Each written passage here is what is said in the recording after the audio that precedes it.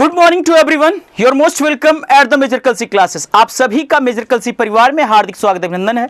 मैं अभिषेक द्विवेदी आप सबका हार्दिक स्वागत अभिनंदन करता हूं। इसके साथ साथ ये पेन पेपर लेकर के बैठ जाइएगा आप और देखिएगा कि लास्ट में इस पूरे कंटेंट पे बिहाफ आप जो भी चीज़ों को पढ़ेंगे समझेंगे उसी के आधार पे मैं 10 क्वेश्चंस लास्ट में करूंगा और देखिएगा आउट ऑफ 10 कितना आप क्वेश्चन सही कर पाते हैं और ये कितना यूजफुल है, वीडियो वैल्यूएबल है आपके लिए, आप कमेंट बॉक्स में जरूर बताइएगा। आइए शुरुआत करते हैं अपना आज का कारवां।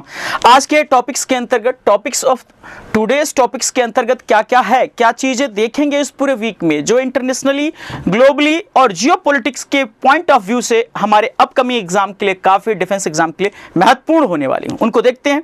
सबसे important point, international yoga day. International yoga day जो सेलिब्रेट किया गया 21 जून को, उसके बारे में डिटेल डिस्कशन करेंगे और क्या थीम थी इस बार की, कब पहली बार इंटरनेशनल योगा डे सेलिब्रेट किया गया, किस कंट्री की इनिशिएटिव पर, ये सारी चीजों को समझेंगे और वन स्नैपशॉट में देखेंगे। उसके साथ साथ अगर हम बात करते हैं तो इंटरनेशनली जो है यूएनओ में किसे भारत की तरफ से अपॉइंटमेंट किया गया है एक रिप्रेजेंटेटिव के तौर पे, उसको भी डिस्कस करेंगे, यानी कि कंबोज मैम के बारे में।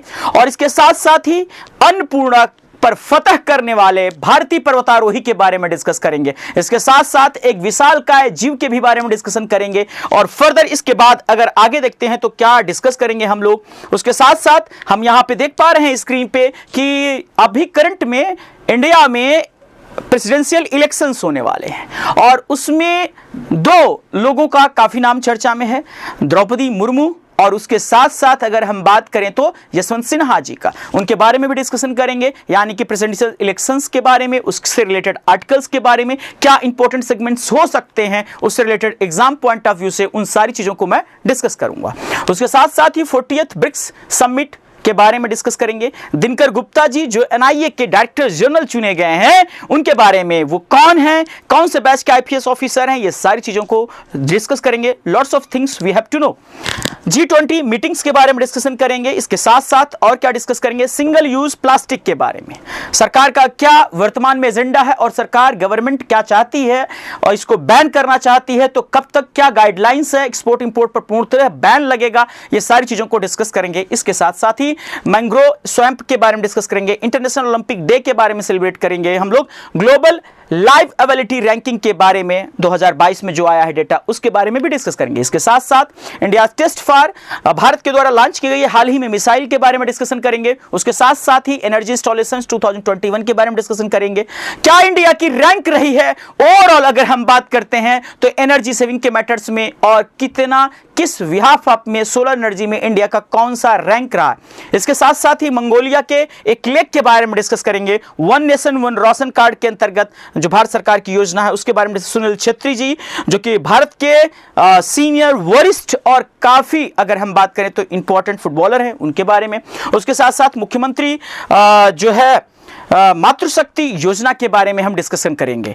आइए स्टार्ट करते हैं अपने एजेंडे को और वन बाय वन करके सारी चीजों को देखते हैं। सबसे पहला टॉपिक और हमारा एजेंडा है इंटरनेशनल योगा डे। पहला टॉपिक क्या है, इंटरनेशनल योगा डे। आप जानते हैं कि हमारा शरीर क्षितिज जल पावक गगन समीरा इन तत्वों से मिलकर के बना है, तो यानी कि पूरी सृष्टि में अगर हम बात करते हैं तो हमारे जो नेचर है उसका महत्वपूर्ण योगदान है और भारत ने इसी के लिए, और हमारे प्रधानमंत्री श्री नरेंद्र मोदी जी जब प्रधानमंत्री बने तो उन्होंने यूनाइटेड नेशंस में एक रेजोल्यूशन लेकर के आया कि इंटरनेशनल योगा डे भी सेलिब्रेट होना चाहिए और भारत की इस मुहिम रंग लाई। और पहली बार अगर हम बात करते हैं तो अपने यहां अगर बात करें तो ग्लोबली एक भारत की बात को माना गया और 21 जून 2015 को पूरी दुनिया ने इंटरनेशनल योगा डे के रूप में सेलिब्रेट किया। तो जानते हैं कि इसके बैकग्राउंड, इसके एम्स, एजेंडा क्या थे, कैसे इसका रेजोल्यूशन पास हुआ, ये सब सारी चीजों को समझते हैं और देखते हैं। सबसे इंपॉर्टेंट बात, सबसे इंपॉर्टेंट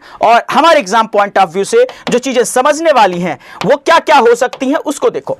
पहला तो ये पूछा जा सकता है कि रेजोल्यूशन किस कंट्री के द्वारा लाया गया इंटरनेशनल योगा डे का, तो इंडिया के द्वारा लाया गया। इंडिया के प्राइम मिनिस्टर, इंडिया के पीएम श्री नरेंद्र मोदी जी के द्वारा। किसके द्वारा बेटा? नरेंद्र मोदी जी के द्वारा यह इनिशिएटिव लाया गया। किस महीने में लाया गया? किस ईयर में? 2014 में। और 2014 के किस महीने में लाया गया था बेटा? सितंबर 2014 में। और फाइनली हमें सफलता मिली। और सफलता किस आधार पे मिली? आप समझ पा रहे होंगे कि ग्लोबली और जियोपॉलिटिक्स में जो इंडिया का वर्तमान समय का अस्तित्व है वो समझ पा रहे होंगे आप, बहुत ही बेहतर और उज्जवल भविष्य है। इंटरनेशनली अगर आप बात करें तो हम लोग इंटरनेशनल योगा डे को कब से मनाना शुरुआत किए?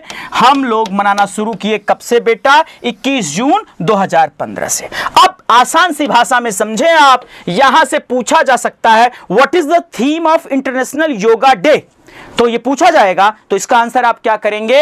Yoga for humanity. इसका थीम क्या था 2022 का? Yoga for humanity. दूसरी चीज, यहां से अगला प्रश्न क्या उठ सकता है? अगला प्रश्न ये भी आ सकता है कि भाई ये कौन से नंबर का, इस बार 2022 में कौन से एडिशन का योगा डे सेलिब्रेट किया गया? इसके साथ साथ आसान सी भाषा में समझे कि जब 2015 में पहला है दोस्त, तो 2022 में कौन से नंबर का होगा? तो 2022 में 8वां संस्करण होगा योगा डे का, 8th।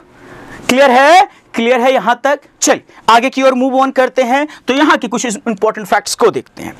अभी अगर हम बात करते हैं तो first time international yoga day was observed 21 June 2015। It is celebrated on the 21 of June because, क्यों? क्योंकि आप जानते हैं नॉर्दर्न हेमिस्फीयर में जो सबसे बड़ा दिन होता है वो 21 जून होता है। ठीक है, ये June because it is said that the longest day of the year in the northern hemisphere and it is share special significance in many part of the world. The initiative was International Yoga Day was proposed Prime Minister Shri Narendra Modi during his speech in the General Assembly. अब कब लाए थे, कब इन्होंने यह प्रस्ताव रखा था जनरल असेंबली के अपनी स्पीच में? 27 सितंबर 2014 को। Prime minister Narendra Modi is leading international day of yoga celebrations from the heritage city. इस बार का प्रधानमंत्री जी ने कहां मनाया अपना योगा डे? मैसूर के कर्नाटका में। टोटल पब्लिक जो अपीयरेंस रहा वो कितना रहा? 15,000 लोग इकट्ठा हुए मैसूर के कर्नाटका में। क्लियर है? और इस साल का थीम क्या था? Yoga for humanity. यहां तक कोई दिक्कत, कोई समस्या, किसी प्रकार की कोई भी दर्द हो तो बताएं। यह एग्जाम पॉइंट ऑफ व्यू से पहली बार शुरुआत कहां से हुई? कौन से नंबर का एडिशन इस बार मनाया जाएगा? सबसे पहले इसका प्रस्ताव कौन लाया और किस तरीके से इंटरनेशनल योगा डे का 8वां संस्करण 2022 में बनाया गया? अब इसके साथ साथ आगे की ओर अगर हम मूव ऑन करते हैं तो आप समझ पाएंगे। इसके आगे की अगर हम मूव ऑन करें बातें तो अगला जो प्रश्न हमारे सामने आ पा रहा है, रुचिरा कंबोज को संयुक्त राष्ट्र में भारत की अगली स्थायी प्रतिनिधि। अब संयुक्त राष्ट्र की स्थापना से संबंधित बातों को समझ लें। आप सबको पता है कि यूनाइटेड नेशंस यूएनओ की स्थापना कब की गई? यूएनओ की स्थापना 24 अक्टूबर 1945 को की गई। और इसके जनरल सेक्रेटरी कौन है? Antonio Guterres. कौन है भैया? Antonio Guterres. Second world war के बाद थर्ड वर्ल्ड वॉर की परिस्थितियां ना बने, अनुकूल और सदस्य माहौल बना रहे, इको फ्रेंडली इन्वायरमेंट बना रहे, आर्थिक दृष्टि से, सामाजिक दृष्टि से और मानवता के नाते इस प्रकार की कोई नरसंहार की घटना ना हो, ह्यूमैनिटीज के लिए यह व्यवस्था की गई कि आज के बाद से यानी कि 24 अक्टूबर 1945 के बाद से संयुक्त राष्ट्र के जो अब स्थापना हो चुकी है एक विश्व स्तरीय मंच की, अब इसके द्वारा आपसी मतभेदों को भुलाया जा सके और मानवता के कल्याण के लिए काम किए जाएं। ठीक है, तो चलिए इसके साथ साथ देखते हैं अब इनका क्या है। आप देख पा रहे होंगे इंडियन ओरिजिन। अगर हम बात करें रुचिरा कंबोज को संयुक्त राष्ट्र में भारत की अगली स्थायी का मतलब परमानेंट रिप्रेजेंटेटिव चुना गया है of India to UN, United Nations के लिए। अब इनके बारे में थोड़ी सी डिटेल जान लेते हैं। आप जानते होंगे कि इससे पहले अगर एग्जाम में देखेंगे इन्होंने किसका स्थान लिया है? इन्होंने किसका स्थान लिया है बेटा? तो आप सब समझ पा रहे होंगे टीएस त्रिमूर्ति जी का स्थान लिया है। किसका स्थान लिया है इन्होंने? टीएस त्रिमूर्ति जी का स्थान लिया है। ठीक है, यानी कि इनसे पहले इस पोस्ट पे कौन थे? टीएस त्रिमूर्ति साहब थे। और मिनिस्ट्री ऑफ एक्सटर्नल अफेयर्स कौन देखता है भैया? अगर हम बात करें तो एस जयशंकर ना। ये सारी सारी चीजें अगर हम बात करते हैं, आपको यह भी पता होना चाहिए कि जितने भी इंडिया के एम्बेसडर दूसरे देशों में अपॉइंटमेंट किए जाते हैं उसमें भारत के राष्ट्रपति की एक महत्वपूर्ण भूमिका होती है। अपॉइंटमेंट से लेकर के अगेन किसी दूसरे देश के एम्बेसडर जो इंडिया में आते हैं उनकी अगुवाई तक की सारी जिम्मेदारी किसकी होती है? प्रेसिडेंट ऑफ इंडिया की। तो यहां पे समझ पा रहे होंगे आप लोग कि भाई इन्हें परमानेंट रिप्रेजेंटेटिव चुना गया है यूएन का, और ये इंडियन नेटिव है। तो अब आप समझ गए होंगे बातों को, आगे की ओर मूव ऑन करते हैं। तो आप देख पा रहे हैं कि इंडियन नेटिव अन्नपूर्णा माउंट को फतेह कर दिया है 2022 में। तो भाई किसने कर दिया, आइए उसको देखते हैं। बिना ऑक्सीजन की सहायता के, मतलब विदाउट ऑक्सीजन, बिना ऑक्सीजन की सहायता के अन्नपूर्णा पर्वत की चोटी पर चढ़ने वाले भारत के पहले पर्वतारोही स्कॉलजेंग रिंगजिंग। कौन है बेटा? Skalzang Rigzin. Skalzang Rigzin, the first mountaineer from the India to ascend mount Annapurna top without the aid of oxygen was welcomed by the Leh with the open arms. और इनका स्वागत किया गया नेपाल में अन्नपूर्णा और लहत्से पर सफलतापूर्वक चढ़ाई के बाद लेह हवाई अड्डे पर अन्य पर्वतारोहियों ने इनका स्वागत किया। 28 अप्रैल को अन्नपूर्णा पर्वत और 14 मई को माउंट लहत्से की चढ़ाई के बीच 16 दिनों के अंतराल के बाद स्कॉलजेंग रिंगजिंग ने ऑक्सीजन की खुराक के बिना 2 शिखर जीतने का रिकॉर्ड बनाया। किसने बनाया भैया? हमारे इंडियन नेटिव। अगर बात करी जाए तो किसने? अगर उनके नाम की बात करेंगे, स्कॉलजेंग रिंगजिंग। क्लियर है? यहां तक बातें क्लियर हो गई। और आप जानते हैं कि हाईएस्ट माउंटेन की अगर बात करी जाए तो कौन सा? Mount Everest, 8,850 metre. पहले 8,848 मीटर आप पढ़ते थे, उसमें थोड़ा सा एडिशन कर लें आप, 8,850 मीटर, क्योंकि जॉइंट वेंचर के द्वारा जो मेजरमेंट की गई है नेपाल और चाइना के द्वारा, उन्होंने बताया है कि पहले से इसमें थोड़ी सी वृद्धि हो चुकी है। ठीक है, चल आगे की ओर मूव ऑन करते हैं। यहां पे आप देख पा रहे होंगे, यहां पे आप एक जीव देख पा रहे होंगे, वो भी जलीय जीव। तो scientist have caught the world largest recorded fresh water fish named giant stingray in the Mekong river of Cambodia. कहां पे बेटा? कंबोडिया। किस रिवर में? मेकोंग। अब यहां पे समझिएगा, recently a giant stingray has been caught in the Mekong river Cambodia. According to the scientist it is the world largest recorded fresh water fish. मतलब अगर वैज्ञानिकों की माने तो पूरे, अगर हम भारत की फ्रेश वाटर लेक की बात करें, इंडिया की बात करते हैं, वैसे एग्जाम पॉइंट ऑफ में फ्रेश लेक वाटर इंडिया की और वर्ल्ड की भी पूछी जाती है। हाईएस्ट पे टीटीका का, कौन सी है बेटा? टीटीका हाईएस्ट ऊंचाई पे जो स्थित है, जहां पे नौगम्य परिवहन पॉसिबल है, वो कौन सी है? टीटीकामा। इंडिया की अगर हम बात करते हैं, सबसे खारे पानी की लेक की अगर बात करेंगे तो चिल्का लेक उड़ीसा। कहां पे बेटा? चिल्का, जहां पे लैगून लेक्स का निर्माण भी होता है। अब आगे की ओर ध्यान सुनिएगा।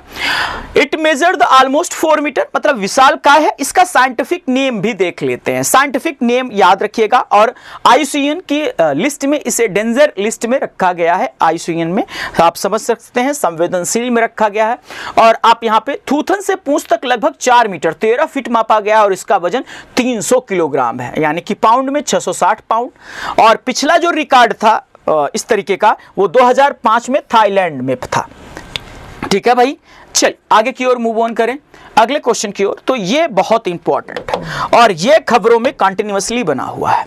इंडियाज प्रेसिडेंशियल इलेक्शंस, आप जानते ही हैं कि 25 जुलाई 2017 को भारत के 14वें राष्ट्रपति जो बने थे, 14th वो बने थे भैया कौन? रामनाथ कोविंद जी। यानी कि 15वें राष्ट्रपति के लिए जो चुनावी सरगर्मी है वो तेज हो चुकी है। अलायंस पार्टीज, बेसिकली अगर हम बात करें इंडिया में तो यूपीए, यूनाइटेड प्रोग्रेसिव अलायंस ना, जिसके अंतर्गत कांग्रेस एक बड़ी पार्टी है कह सकते हैं आप, और एनडीए नेशनल डेमोक्रेटिक अलायंस जिसमें बीजेपी एक बड़ी पार्टी है। तो अपने अपने उम्मीदवारों का, हालांकि यूपीए के साथ साथ टीएमसी की अगर बात करते हैं तो तृणमूल कांग्रेस, तो उसने अपने जो उम्मीदवार हैं उनको यशवंत सिन्हा के रूप में चुना है। आप कह सकते हैं कि यूपीए की तरफ से एक पूरी उनकी जो टीम है, पार्टी अलायंस है, उसके साथ यूपीए की तरफ से यशवंत सिन्हा जी हैं और एनडीए की तरफ से हैं द्रौपदी मुर्मू जी। और भारत के 15वें राष्ट्रपति के चुनाव की प्रक्रिया जारी हो चुकी है और तेज हो चुकी है, सरगर्मी भी बढ़ चुकी है, क्योंकि 25 जुलाई 2022 को हमें नया राष्ट्रपति मिल सकता है। ठीक है, चलिए आगे की ओर मूव ऑन करते हैं। तो ये हेडलाइंस हैं। और Droupadi Murmu set to be the elected first tribal women president of India.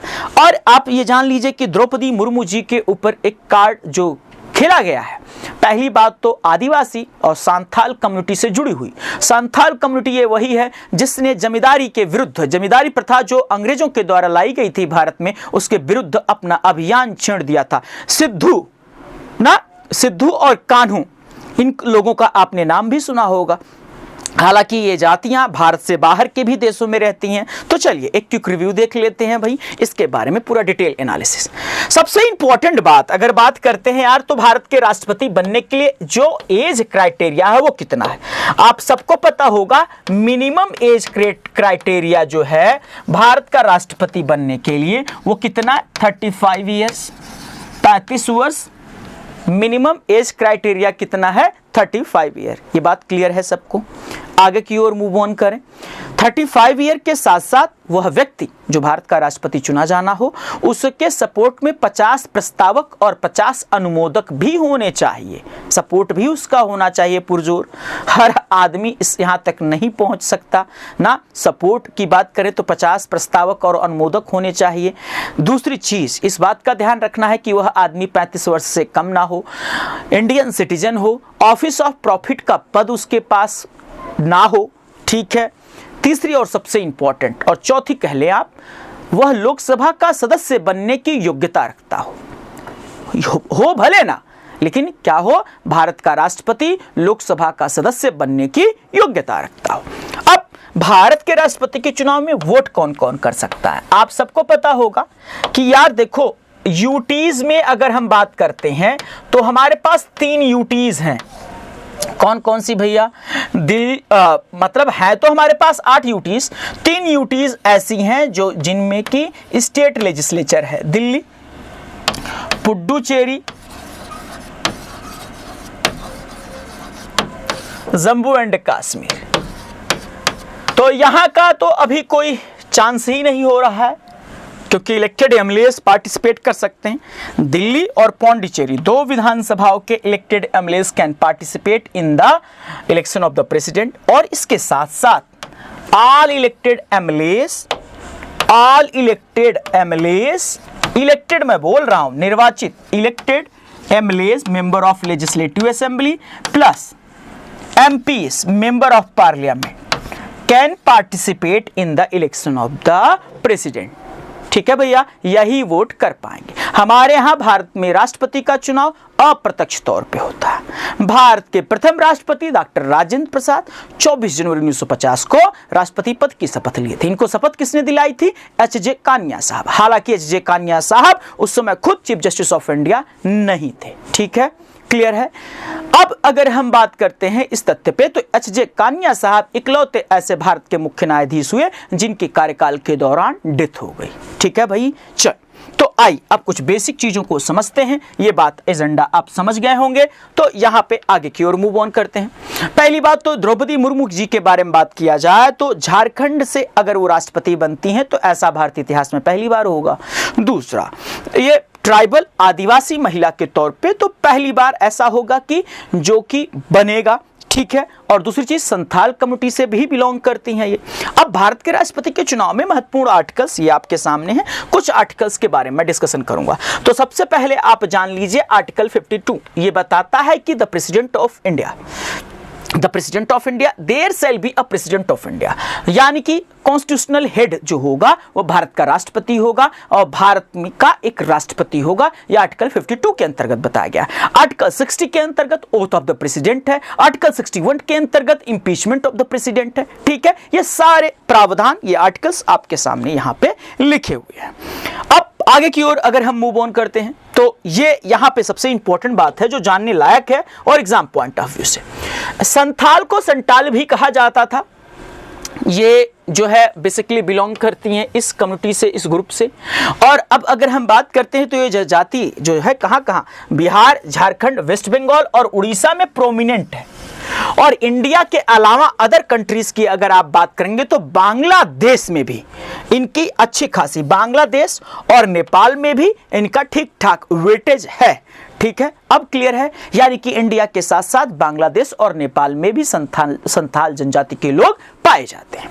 अब संथाल मूवमेंट की थोड़ी सी बात करूंगा मैं। किसकी बात करूंगा बेटा? संथाल मूवमेंट की बात करूंगा। वो भी देखना जरूरी है क्योंकि यहां पे यह जिक्र आया है और चर्चा का विषय बना हुआ है। तो इसके साथ साथ सबसे इंपॉर्टेंट बात को जिसको आप फोकस करना चाहेंगे, सिद्धू मुर्मू और कान्हू मुर्मू। सिद्धू मुर्मू और Kanhu Murmu was the leaders of the Santhal rebellion 1855 to 56. The rebellion present day Jharkhand and Bengal, Purulia and Bankura in the Eastern India against the both the British colonial authority zamindari system. आप सबको पता होगा भारत में अंग्रेजों के द्वारा land revenue systems लागू किए गए थे जो कि बिल्कुल भी भारतीयों के पक्ष में नहीं थे। चाहे वो अगर हम बात करें तो परमानेंट सेटलमेंट जो 1793 में लागू हुआ, चाहे अगर हम बात करें तो दूसरा रैतवाड़ी जो कि किसानों और ईस्ट इंडिया कंपनी के बीच में म्यूचुअल समझौता था 1820 में लागू हुआ। इसके साथ साथ रैतवाड़ी के साथ साथ महलवाड़ी जो कि ग्राम प्रधान या विलेज हेडमैन के साथ ईस्ट इंडिया कंपनी का समझौता था 1822 में लागू हुआ। ये किसी भी प्रकार से भारतीयों के लिए बेनिफिशियल्स नहीं थे। शायद इसीलिए हम कह सकते हैं कि दादा भाई नौरोजी साहब ने लिखा था कि अंग्रेज भारत का धन अपने यहां ले जा रहे हैं, भारत में कोई भविष्य के लिए इन्वेस्टमेंट इनका नहीं है। उन्होंने ही एक किताब लिखी थी the poverty and un British rule in India. दादा भाई नौरोजी, जिन्हें young old man of India कहा जाता था। क्या कहा जाता था? ओल्ड मैन ऑफ इंडिया कहा जाता था।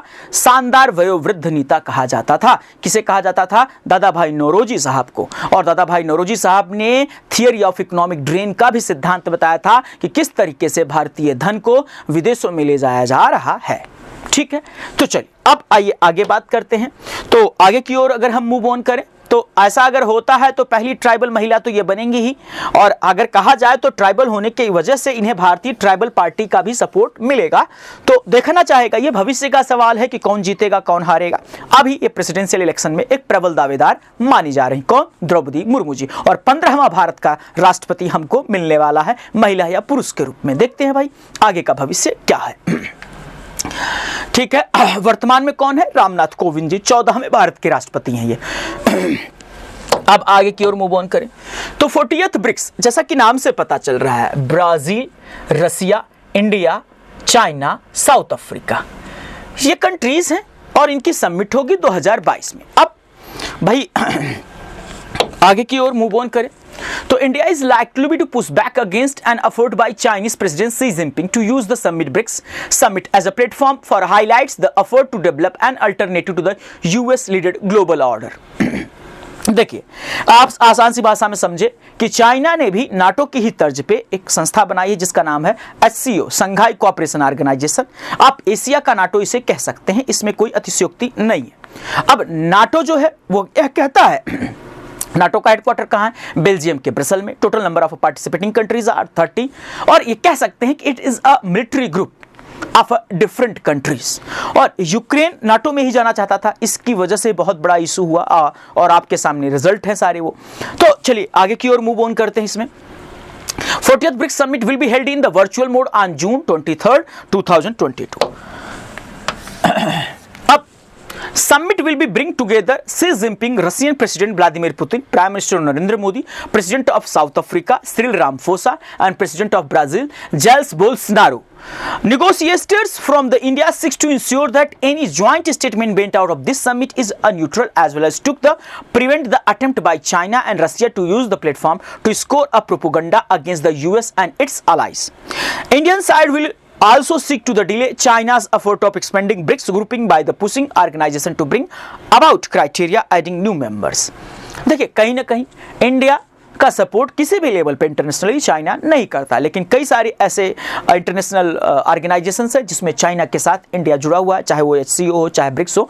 तो कहीं ना कहीं इंडिया का ये मानना है कि हम जो है चीन की जो एक्सपेक्शनिस्ट नीति है, विस्तारवादी कॉलोनियल एक्सपेंशन की अगर हम बात करते हैं, विस्तारवादी नीतियों की बात करते हैं, उसका कहीं भी सपोर्ट नहीं करते, चाहे ताइवान के संदर्भ की बात हो चाहे साउथ चाइना सी के बात संदर्भ में हो। अब आगे की बात करते हैं, थीम्स क्या है? थीम ऑफ द ब्रिक्स की क्या है, जो थीम है, foster high quality BRICS, foster high quality BRICS partnership, new era for global development, ये थीम है। और ये चाहते हैं कि भाई किस तरीके से, और इसमें विजन ऑफ ग्लोबल ऑर्डर का क्या है, the BRICS summit will provide China and Russia a vehicle to expand their vision of our global order as a leader of both the countries declared as no limits friendship before Russia invaded Ukraine, China has extended crucial diplomatic support to the Russia as it seek to the redefine the terms democracy and the human rights. अब अगर BRICS की बात करते हैं आप, तो Brazil, Russia, India and China from the BRIC block in 2009 and South Africa joined the block 2010 में जुड़ा था, तो इसका नाम हो गया ब्रिक्स। चलिए आगे की ओर मूव ऑन करते हैं। अब हमारे पास अगला मोस्ट इंपॉर्टेंट, अभी हाल ही में NIA के जो डायरेक्टर जनरल चुने गए हैं वो कौन चुने गए हैं, नेशनल इन्वेस्टिगेशन एजेंसी की बात करता हूं, NIA जिसका फुल फॉर्म है, और इसके जो चीफ चुने गए हैं, डायरेक्टर जनरल चुने गए हैं, वो कौन चुने गए हैं बेटा, senior IPS officer Dinkar Gupta ji. ठीक है, दिनकर पंजाब कैडर के IPS ऑफिसर हैं ये, और इन्हें चुना गया है। NIA का हेडक्वार्टर कहाँ है, नई दिल्ली में है, और पहल NIA के फाउंडर राधा विनोद राजू। और NIA की नीड क्या पड़ी, NIA जब हमारे यहाँ 26 नवंबर 2008 की अगर हम बात करें तो हमारे यहाँ अटैक हुआ, मुंबई अटैक हुआ, उसके बाद से यह जरूरत पड़ी हमको कि इंटरनेशनली अगर देखा जाए तो किस तरीके से टेरर को जो है सप्रेस किया जाए, इस प्रकार की आतंकवादी गतिविधियों को रोका जाए प्री इंफॉर्मेशन के आधार पे। तो NIA के एस्टेब्लिशमेंट को जरूरत समझा गया, तो 31 दिसंबर 2008 को NIA की स्थापना की गई। ठीक है, आगे की ओर मूव ऑन करते हैं, तो आप देख पाएंगे कि अब इनकी नियुक्ति का प्रोसीजर क्या है।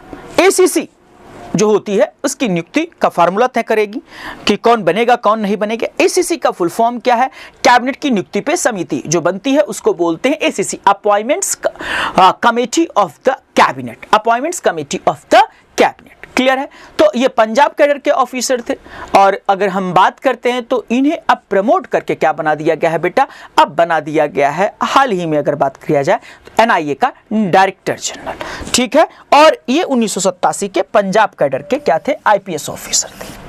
चलिए आगे की बात करते हैं।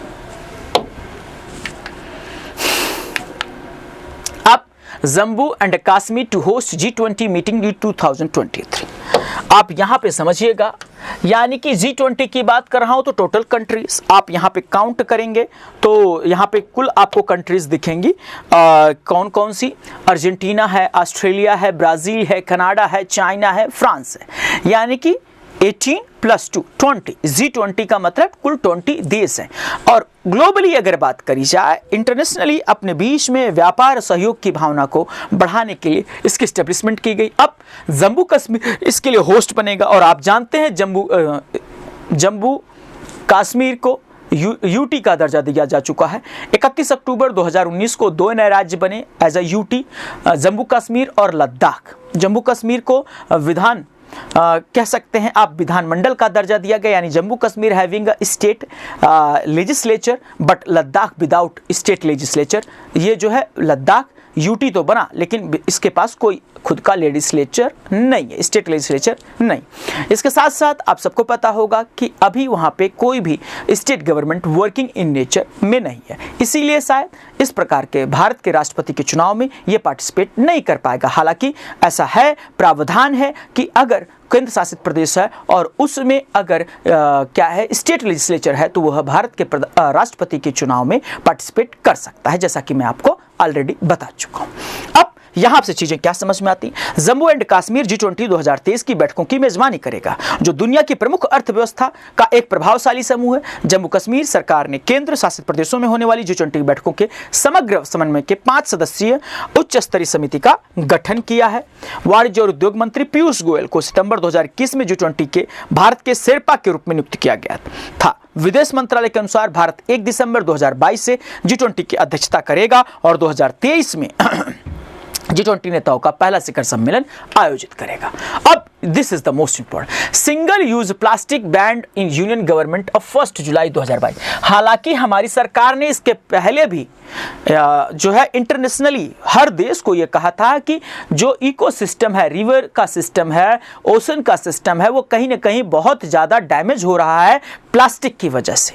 ठीक है, जो अगर कहें तो आप कोरल रीफ है, उसमें भी कहीं ना कहीं कुछ इकोलॉजिकली चेंजेस आ रहे हैं। तो वो ये चाहते हैं, इंटरनेशनली एक समुदाय ये चाहता है कि कहीं ना कहीं प्लास्टिक को, सिंगल यूज प्लास्टिक को बैन किया जाए। उसी दिशा में भारत ने एक महत्वपूर्ण कदम उठाया है और 1 जुलाई 2022 से सिंगल यूज प्लास्टिक पर पूर्णतः प्रतिबंध होगा। उसके एक्सपोर्ट, इंपोर्ट और स्टोर पे किसी प्रकार की एक्टिविटीज पे भारत सरकार कहीं ना कहीं एक कानून बना करके कहीं ना कहीं इसको रोकने का पूरा प्रयास करेगा। चलिए अब आइए देखते हैं, केंद्र सरकार द्वारा 1 जुलाई 2022 से सिंगल यूज प्लास्टिक का बहिर्गमन किया जाएगा। एकल उपयोग वाले प्लास्टिक, विशेष रूप से पॉलीस्टाइनिन और विस्तारित पॉलीस्टाइनिन से बने प्लास्टिक 1 जुलाई 2022 से पूरे देश में उत्पादन, आयात, स्टॉक, वितरण, बिक्री और अवैध होंगे। इस क्षेत्र में समन्वित प्रयास के लिए पर्यावरण मंत्रालय द्वारा एक राष्ट्रीय कार्य समूह भी स्थापित किया जाएगा। बैकग्राउंड ऑफ द डिसीजन आप समझ पा रहे होंगे। India leaded the development of resolution at the 4th United Nations environment assembly in 2019। India ने ऐसा प्रयास किया था और पे दो attention such of issue. From 30 September 2021 plastic carry bags will have a thickness of 75 micron, by the December 31 it will be the 120 microns. ठीक है, तो ये चाहते हैं कि सिंगल यूज बिल्कुल जो प्लास्टिक है उसको बैन किया जाए। अब world biggest bacterium found in the Caribbean mangrove swamp. अब यहाँ पे वैज्ञानिकों ने कैरिबियन मैंग्रोव दलदल में दुनिया के सबसे बड़े जीवाणु की खोज की। अधिकांश जीवाणु सूक्ष्म होते हैं, लेकिन यह इतना बड़ा है कि इसे नग्न आंखों से भी देखा जा सकता है। एक मानव बरौनी के आकार का पतला, मतलब आंख की जो बरौनी हो, पतला सफेद फिलामेंट अब तक ज्ञात सबसे बड़ा जीवाणु है। अब तक ज्ञात सबसे बड़ा जीवाणु लॉरेंस बर्कले नेशनल लेबोरेटरी के एक समुद्री जीव वैज्ञानिक और खोज की घोषणा करने वाले एक पेपर के सह लेखक जीन मैरी वोलैंड ने कहा। यह बातें किसमें बताई? जीन मैरी वोलैंड ने बताया विज्ञान साइंस मैगजीन में 23 जून को। कब? 23 जून को। ग्वाडेलोप में एक समुद्री जीव विज्ञान के प्रोफेसर ओलिवियर ग्रोस ने मूल रूप से टी मैग्निफा को एक सल्फर मैंग्रोव दलदल में जलग्न पत्तियों से उगने वाले सफेद धागे के रूप में देखा। उनकी प्रयोगशाला में आनुवांशिक विश्लेषण ने ज्ञात जीवाणु जीनस थियो मार्गरीटा के भीतर एक विशाल नई प्रजाति के रूप में पहचान का खुलासा किया। तो अब आप समझ पा रहे होंगे कि आप एक ऐसा जीवाणु अपनी आंखों से देख सकते हैं जो कि बहुत विशालकाय है, बड़ा है, यानी कि नग्न आंखों से भी आप जीवाणु को देख सकते हैं। इंटरनेशनल ओलंपिक डे, सबसे इंपॉर्टेंट बात आप इसमें देख पा रहे होंगे कि 5 ही छल्ले हैं और हमारे यहाँ कुल कंटिनेंट कितने हैं? वर्तमान में 8 हो चुके हैं। बेसिकली अगर हम बात करें तो total number of continents are 8, but 7 continents are considerable. ठीक है, और 7 कंटिनेंट्स में से उत्तरी अमेरिका और दक्षिणी अमेरिका को मिलाकर के एक ही कंटिनेंट माना गया और एक कंटिनेंट तो बिल्कुल उसमें मानव रहता ही नहीं है। तो आप कह सकते हैं कि यहाँ पे जो आपकी रिंग्स हैं वो 5 महाद्वीपों को दर्शाती हैं। ठीक है, इंटरनेशनल ओलंपिक डे कब मनाया गया? 23 जून को। अब यहाँ पे आप देख पा रहे होंगे international Olympic day is celebrated on 23 June across the globe. ठीक है, the day is primarily celebrated the if we talk about the birth of modern Olympic Games, the day is also observed to celebrate the health and harmony aspect associated with the sport. The day marks the foundation of International Olympic Committee (IOC). इसका theme क्या था? Together for a Peaceful World. इस बार 2022 का इसका theme क्या था? Together for a Peaceful World. ठीक है भाई, आगे की ओर मूव ऑन करते हैं। अब ग्लोबल लाइवबिलिटी रैंकिंग जो दी गई है उसके अंतर्गत की अगर हम बात करते हैं तो देखेंगे किस कंट्री ने टॉप किया है। The global liveability ranking is yearly assessment published by the Economist Intelligence Unit (EIOU). तो यानी कि ये किसके द्वारा अभी हाल ही में आपने देखा कि ग्लोबल फ्रीडम इंडेक्स की बात करी जाए, पासपोर्ट इंडेक्स की बात करी जाए, तो पिछले लेक्चर्स में मैंने सारी चीज़ों को डिटेल में एनालिसिस करके आपको एक एक चीज़ को बताया है। तो इंडेक्सिंग और रैंकिंग एनडीए सीरियस हर एग्जाम में पूछी जाती है। उसके आधार पे टॉप पे कंट्री कौन सी रही है? वियना रहा है 99.1 मार्क के साथ, फिर कोपेनहेगन रहा, फिर इसके बाद ज्यूरिख। तो ये कंट्रीज की अगर हम बात करते हैं, और टोटल नंबर ऑफ कंट्रीज का जो ऑब्जर्वेशन रखा गया था इसमें 172 कंट्रीज का, और इसके पहले जो रैंकिंग थी वो 140 कंट्रीज के बिहाफ पे की गई थी। और assessment urban quality of life based on assessment of stability health care culture, ये किस आधार पे किया गया? Environment, education, infrastructure. Austria is the capital, Vienna was the ranked most lively city in 2020। Austria, अब याद समझिएगा, ऑस्ट्रिया की कैपिटल क्या है? वियना। ऑस्ट्रिया की कैपिटल क्या है? वियना ना। डेनमार्क की कैपिटल है कोपेनहेगन। यानी कि अगर हम बात करते हैं ऑस्ट्रिया की जो कैपिटल है वियना को टॉप पे रैंक पे रखा गया है। किसको? ऑस्ट्रिया को most lively city in among the 172 शहरों में टॉप पे है। अब आइए further, India's test for the vertical launch short range surface to air missile। हमने इसे कहां से लॉन्च किया? ओडिशा के चांदीपुर सेंटर से। और आप जानते हैं ये कि हमने ओडिशा में ही व्हीलर आइसलैंड का नाम बदल करके क्या कर दिया है? एपीजे अब्दुल कलाम आइसलैंड, उनकी याद में, the missile man of India की याद में, भूतपूर्व भारत के राष्ट्रपति। Missile was the test fired from the integrated test range in the Chandipur of the Odisha coast. ITR range जिसको बोलते हैं, इन शॉर्ट में क्या बोलते हैं? ITR, integrated test range in the Chandipur of the Odisha coast.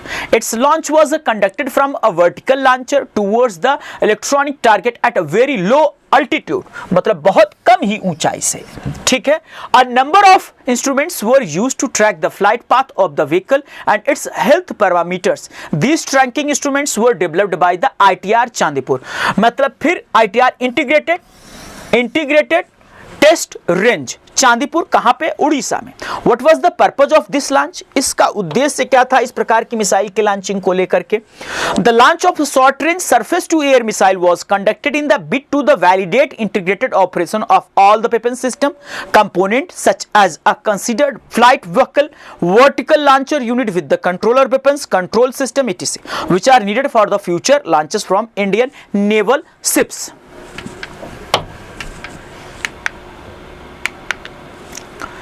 ये हिंदी में है उसका। ठीक है। भारत 2021 में अक्षय ऊर्जा प्रतिष्ठानों में तीसरे स्थान पे है। टॉप पे कौन सा देश बना हुआ है? टॉप पे बना हुआ है बेटा कौन सा है? चाइना।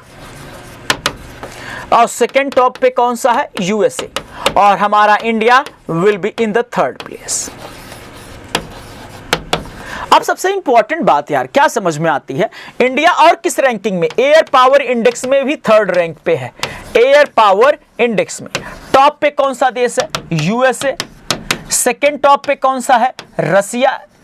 और थर्ड पे हमारा है इंडिया। और फोर्थ पे कौन सा है? चाइना। देखते हैं। तो यहां पे डेटा आपके सामने रखा गया है, आप समझ पा रहे होंगे कि भैया भारत 2021 में कुल अक्षय ऊर्जा क्षमता वृद्धि के मामले में 15.4 गीगावाट के साथ विश्व स्तर पे तीसरे स्थान पे है। केवल चीन 136 गीगावाट और अमेरिका 43 वाट से पीछे। एक रिपोर्ट के अनुसार कोविड-19 महामारी की वैश्विक हरित सुधार के बावजूद एक ऐतिहासिक अवसर को देखा गया।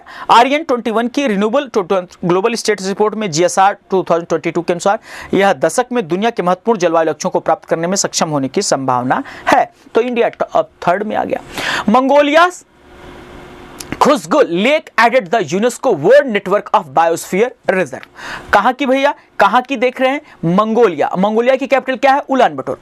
मंगोलिया आल्सो ट्रेंड में रहा है पिछले वीक में। किस वजह से? क्योंकि मंगोलिया में भारत के 22 अवशेषों में गौतम बुद्ध से संबंधित 4 अवशेष भेजे गए हैं 11 दिनों की अगर कहेंगे ऑब्जर्वेशंस के लिए, क्योंकि यहां पे लोगों ने बुद्ध पूर्णिमा मनाई है।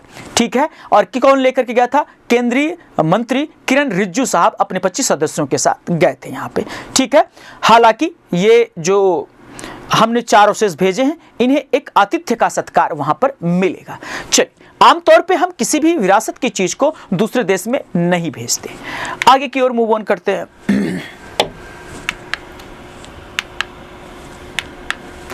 मंगोलिया के खुशगु झील राष्ट्रीय उद्यान को यूनेस्को के बायोस्फीयर रिजर्व के नेटवर्क में जोड़ा गया है। निर्णय पेरिस फ्रांस में हो रहे international coordinated council of the man and biosphere programme के 34वें सत्र। कौन से एडिशन में भैया? 34th एडिशन में शामिल किया गया। खुशगुल झील रूसी सीमा के पास उत्तरी मंगोलियाई प्रांत खुशगुल में स्थित है, जो कि मंगोलिया के ताजे पानी का लगभग 70% दुनिया के कुल का 0.4% है। अब असम ने वन नेशन वन कार्ड की स्कीम को लॉन्च कर दिया है, और अगर हम बात करते हैं तो ऐसा करने वाला 36वां राज्य बन गया है वो। 36 असम की कैपिटल, असम के चीफ मिनिस्टर, और सबसे इंपॉर्टेंट है असम के नेशनल पार्क। असम में ही काजीरंगा नेशनल पार्क है, जो कि काफी इंपॉर्टेंट है। मानस नेशनल पार्क वो भी काफी इंपॉर्टेंट है। वन हॉर्न रेनो के लिए काजीरंगा नेशनल पार्क काफी इंपॉर्टेंट है। चलिए आगे की ओर मूव ऑन करते हैं। Sunil Chhetri becomes joint 5th highest goal scorer. अगर फुटबॉल के क्षेत्र में देखा जाए तो सुनील छेत्री ने संयुक्त रूप से 5वें गोलकीपर बन चुके हैं। इनका जन्म 3 अगस्त 1984 को हुआ था सिकंदरा, आंध्र प्रदेश में। Chhetri receive the arjuna award. अगर आगे बात करिए, भारतीय पुरुष फुटबॉल टीम के कप्तान सुनील छेत्री ने एशियाई फुटबॉल परिसंघ एशियाई कप 2023 क्वालिफायर के दौरान हांगकांग के खिलाफ अपना 84वां अंतर्राष्ट्रीय गोल किया था। यानी कि अगर बात करी जाए तो इनके साथ साथ कौन कौन है, जो फ्रेंस पुस्का है वो इनके साथ ज्वाइंटली बने हुए हैं। टॉप स्कोरर में अगर देखेंगे तो क्रिस्टियानो रोनाल्डो 117 गोल के साथ टॉप पे बने हैं। सेकंड टॉप पे हैं ईरान के अली देई 109 गोल्स, और मलेशिया के मुख्तार दाहिरी हैं। लियोनेल मेसी जो हैं 86 गोल के साथ चौथे नंबर पे बने हुए हैं। अब मुख्यमंत्री मातृशक्ति योजना, प्रधानमंत्री नरेंद्र मोदी ने द्वारा की गई मुख्यमंत्री मातृशक्ति योजना, और इसका प्रधानमंत्री नरेंद्र मोदी ने गुजरात के बड़ोदरा में गौरव अभियान में शामिल हुए। वहां उन्होंने 21,000 करोड़ रुपए की विकास परियोजनाओं की आधारशिला उद्घाटन कर प्रधानमंत्री नरेंद्र मोदी ने कहा महिलाओं का तेजी से विकास, उनका सशक्तिकरण 21वीं सदी के भारत के तेजी से विकास की संभावनाओं के रूप में, तो उन्होंने यह निर्णय लिया। अब क्वेश्चंस की बात करेंगे। World largest bacterium has been discovered in the which country? Indonesia, Marshall Island, France, Madagascar. आपको बताना है, फार्सली आंसर करना है। तो साइंटिस्ट फ्रांस। नेक्स्ट अगले क्वेश्चन की ओर। International day of yoga observe 21 of June, और क्या था इसका जो थीम था? Yoga for humanity. इसके साथ व्हाट इज द थीम ये भी बता दिए। Which nation has announced the almost a total ban of use and product of land mines? USA ने बिल्कुल बैन कर दिया है। Who among the following has won the Colombian presidency election? अगर बात करी जाए तो किसने? गुस्ताओ पेट्रो ने जीत लिया है। किसने जीता है? गुस्ताओ पेट्रो ने। Who will lead Indian women hockey team for Commonwealth Games 2022? तो उसके सविता, कौन? Savita Punia. Which countries, if we talk about the government has decided to dissolve the parliament? तुर्की, इटली, तजाकिस्तान, इजराइल। इजराइल की संसद का क्या नाम है? नेसेट। इजराइल के वर्तमान समय प्रधानमंत्री कौन है? Prime minister Naftali Bennett. Israel की जो करेंसी है क्या नाम है? Israeli shekel. चलिए ये है इजराइल, और आप देख पा रहे होंगे मैक्सिमम जो कंट्रीज हैं वो खाड़ी देशों से यह घिरा हुआ है। चलिए आगे। Which country became the India's largest trading partner in financial 2021? UAE, US. Next, which country has found the largest fresh water fish? Cambodia, Vietnam, Indonesia, Malaysia, Cambodia. Next, which nation has the hosting the 40th edition of BRICS summit? It will be the China. तो इस तरीके से major कलसी परिवार के साथ आप जुड़े रहें और देखिएगा 10 क्वेश्चंस में आउट ऑफ 10 में कितना आप सही कर पाए हैं। फिर अगेन अभिषेक सर से आपकी मुलाकात होती रहेगी। जितने भी फ्रूटफुल एनालिसिस थे सारी आपके सामने रिप्रेजेंट कर दी गई। इसी तरीके से अपना प्यार और सपोर्ट बनाए रखिए। ज़्यादा से ज़्यादा अपने इससे रिलेटेड ग्रुप में शेयर करिए। फिर मुलाकात होगी। अपने पॉजिटिव कमेंट शेयर करें जरूर। Thank you so much. जय हिंद, जय भारत।